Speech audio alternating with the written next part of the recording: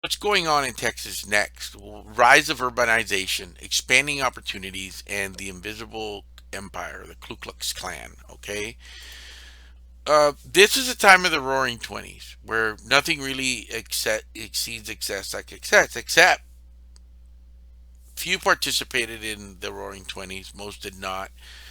As always, Texas was a state in change, so they did not really participate in the Roaring Twenties because they're so conservative. Industry was growing. The same number of plants uh, was not going to be sufficient for Texas.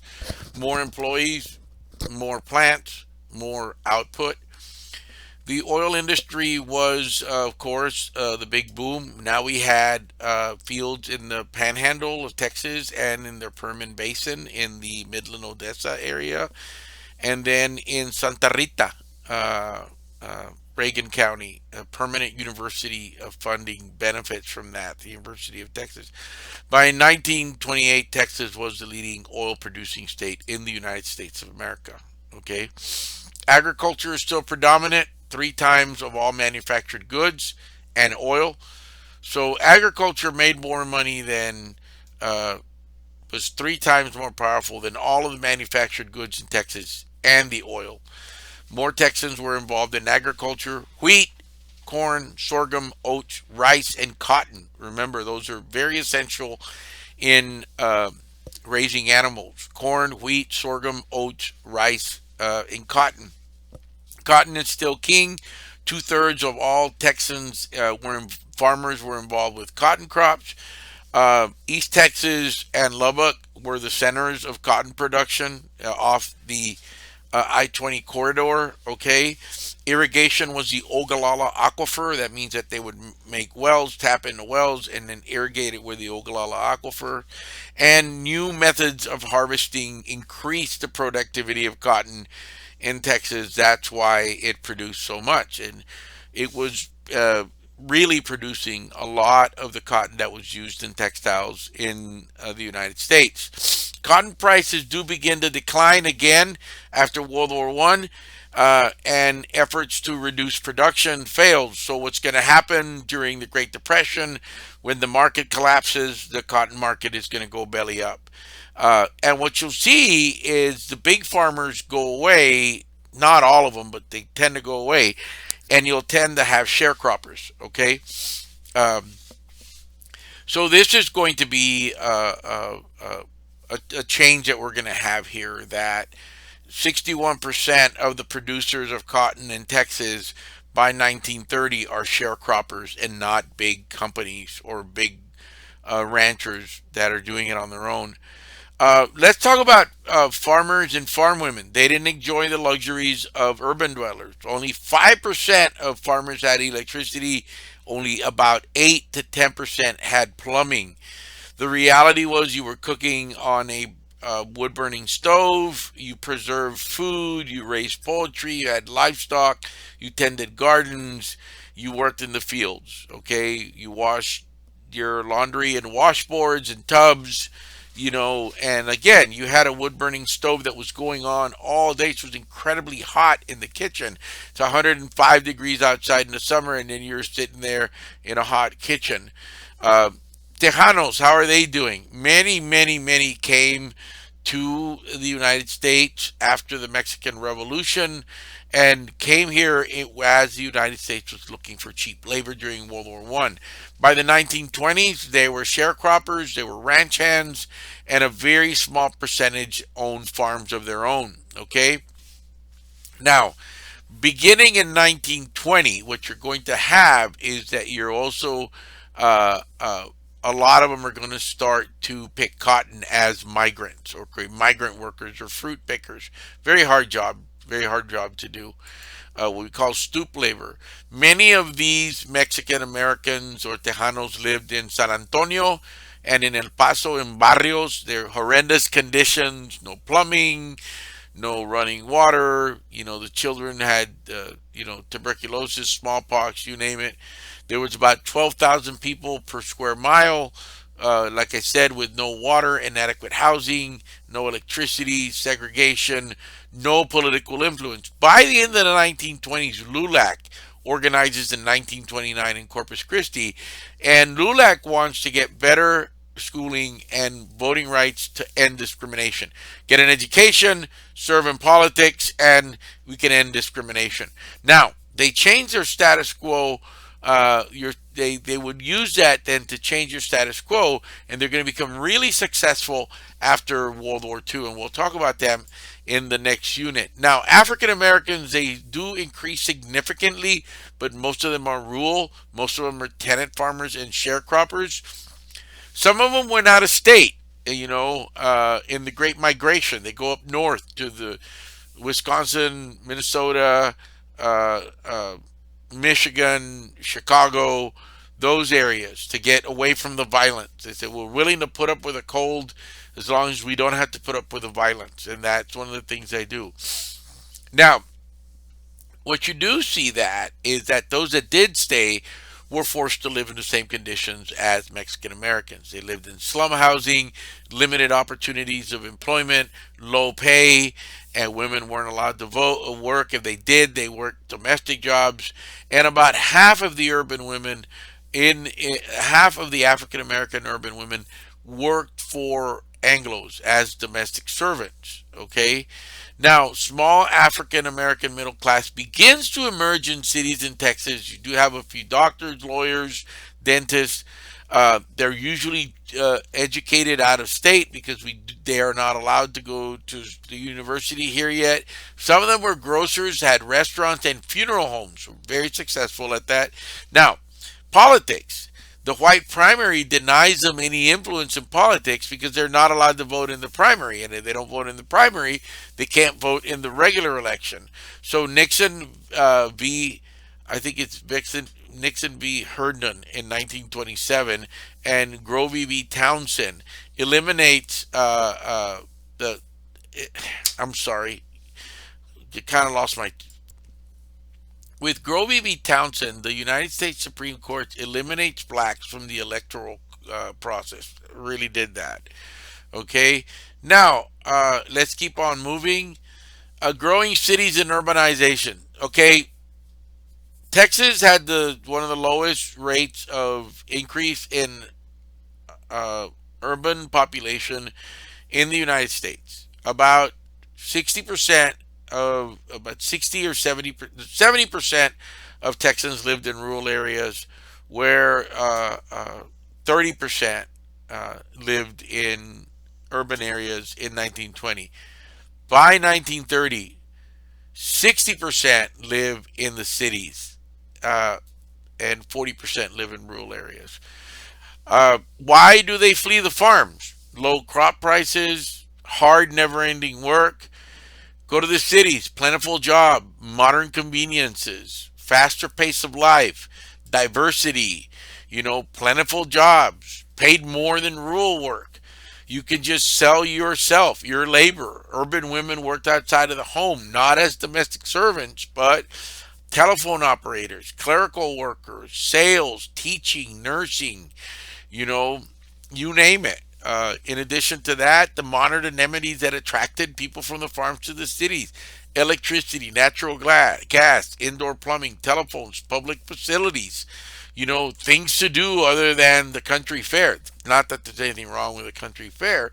Now, what else? You have streetcars, you have lighting to walk around at night. You don't have to worry about the coyotes. Socially accepted ideas are changing. Women can dress different, they can behave differently. New dances, speakeasies, prohibition, some racial mixing. Deep Ellum in Dallas becomes a hub of where people used to go to have fun, didn't matter what you were. Criticism of life changes. We have plenty of preachers, newspaper editors, social leaders, and some urban newcomers were not prepared for this lifestyle. I mean, of course they weren't. It's a lot of change, but the younger people, no. We do have the rise of the Ku Klux Klan. The second Ku Klux Klan in Texas is founded by William J. Simmons, founder. He was white, Protestant, and By 1922, there was about 700,000 members in Texas alone. So that'll give you an idea. Now I don't know if it's 700,000 members alone in Texas or in the United States. I'd have to ask Professor Lundberg about that. The Klan program, they opposed blacks, Mexicans, Catholic, Jews, and immigrants. They supported prohibition, patriotism, and traditional moral standards, whatever that means, okay? Uh, Now, I'm not going to spend a lot of time on the Klan. I'm going to let you read about it your own. Misconceptions about they were not dominated by the lower orders of society. There was a lot of upper class people that joined, a lot of middle class people that joined. Okay, and the Klan in Texas was primarily anti-black and anti-Mexican. There was not enough blacks or Mexicans to challenge white supremacy in Texas. So they just wanted to hate on somebody. Okay. They also hated on German Catholics, Polish Catholics, anybody that wasn't like them. Okay. Um, what the deal that you have is, I think it's that you have people that are beginning to see the loss of their way of life in a very fast modern world. Okay, this challenge to Christianity, the lawlessness of the children, entertainment, what we're watching and dress, those things affected the Klan, and they said we cannot allow this to happen, because if we do, then our era is going to be gone, and it is. They hope for a bygone era, and that's not. So a lot of times today, a lot of the people that are more conservative are conservative because they feel that their way of life is going away, and it is. It is. We become more modern, we become more diverse, we become more tolerant, and some people say, I don't want to do that. And that's too bad for them. It doesn't work out for them. Of course, we know about the Klan and racism and how people don't, help them out. They don't uh, come out and testify against them because of violence. And it also doesn't help sometimes that you have some governors that are pro Klan. The governor right now at this time is Governor Pat Neff. I will give him credit. He funds the highways. He starts Texas Tech. He abolishes the Board of Pardons and creates the state park system. He actually went on a tour of Texas, and he would ask people, "Do you have some land on the side of the highway that you could donate so we could start a state park?" He has a park on 35. I think it's near. I think it's right. I think it's in Temple, or right before Temple. It's called Mother Neff Park, named after his mom. Okay, you do have Klan members that join politics, and they pretty much just leave them there. Uh, Eventually, what you will have is that you will also have members who will run for Senate. At this time, James Ferguson is banned from state office, but he does run for Senate. Okay, and there is one senator. I think it's Mayfield. Mayfield that became a senator. Don't quote me. Okay. Um, Now the bottom line is that the Klan wants to the governorship. They want somebody that they can back, and so they support Felix Robertson for governor. Okay, and there's several anti-Klan candidates that come forward. Former Governor James E. Paw Ferguson is ruled ineligible. Of course, he can't. But Miriam, his wife, Miriam Ma Ferguson, runs for office. Robertson led in the primary voting, but he does not have a majority, and they have a runoff. And what happens here is that anti-Klan forces unite against Robertson, and Ma Ferguson wins the elections. Okay, and what happens here is that Ferguson after Republicans nominate George E. Butte, the dean of the University of Texas Law School. He is easily defeated by Ma Ferguson, and the Klan loses control of the state House of Representatives. The Klan begins to decline at this time. They're disillusioned by defeat and the negative press. Prominent men leave the organization. There's a couple of Klan um, leaders outside of Texas that are caught in scandals, and by the 1920s, the Klan vanishes from Texas. It's still alive and well, but it's not what it used to be. You still have active Klan groups, I believe, in cities like Burleson and Crowley, and south of that. I've been told. I've had a guy tell me I'm a member of a Klan uh, group in Burleson. The administration, of course, here is dominated by her husband. He had an office in the Capitol building, and James Ferguson performed the duties of governor. Okay, he reduced appropriations to the University of Texas again, and Ma Ferguson has very liberal pardoning policies. They are accused of taking payments for pardons, but they are never uh, convicted or indicted for it, and the accusation of favoritism continues, of course. The Ferguson Forum and the state textbook committee to this day hounds us, okay? Teachers ought to be able to pick their own books without the help of anybody. Major embarrassment. State Highway Commission scandal, where you're going to have major embarrassment. Attorney General Dan Moody has investigated the results of the investigation. Well, that they were, taking bribes. However, in the election of 1926, Dan Moody runs for governor. The concern for the Fergusons. Moody had widespread support from the Klan. Moody leads the primary election, and he faces Ferguson in a runoff, and he wins easily. Okay, and he wins the general election in the fall easily, and he is the youngest governor to ever to serve in Texas. Okay, now he serves 2 terms as governor, scandal-free administration, good appointments, some good reforms. Some reforms were blocked by the legislature. They rejected civil service reform, which means that you can't put your son to do anything. Nepotism rejected the relocation of prisons to one central location, which is always a good idea, but they didn't do that. And they rejected changes to the textbook adoption process. And we still fight with things like that. In 1928, Moody is reelected easily, and then, of course, the United States Senate election. Earl Mayfield leads the primary. He loses the runoff to Tom Connolly, okay?